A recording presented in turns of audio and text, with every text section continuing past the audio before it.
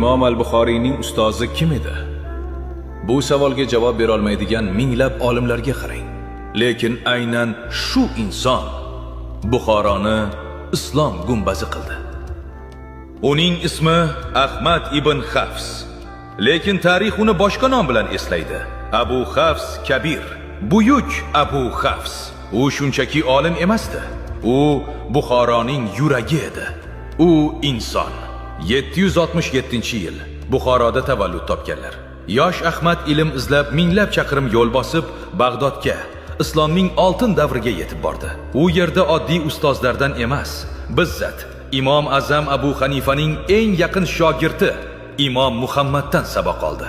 Tushunyapsizmi? Imom Muhammad Imom Abu Hanifaning ilmiy nevarasi edi. Aynan shu insondan ilm olganlar va oltin silsilaning davomchisi edi. Ustozlari uning ilmini ko'rib shunday dedilar: Sharqda kimning savoli bo'lsa, Bag'dodga kelib o'tirmasin, Abu Hafsni topsin. Bilasizmi nega Buxoro Qubbatul Islom deb ataladi? Chunki Abu Hafs Kabir ilk bor masjidlardan tashqari alohida ilm dargohi, birinchi madrasani shu yerda qurdirdi. Uning uyi bilan hukmdor saroyi o'rtasidagi yo'l oddiy ko'cha emasdi.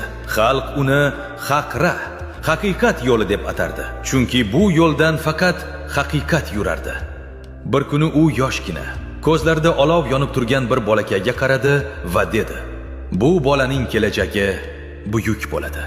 O'sha bola butun dunyo tanigan Imom al-Buxoriy edi va aynan Abu Hafs Kabir Imom al-Buxoriyni ustozlari edi.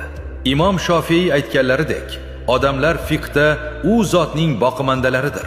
Bugun biz yurayotgan ilm yo'li, biz faxrlanadigan Buxoro aynan shu insonning yelkasida turibdi. Sardaftarul ulamo Abu Hafs Kabir.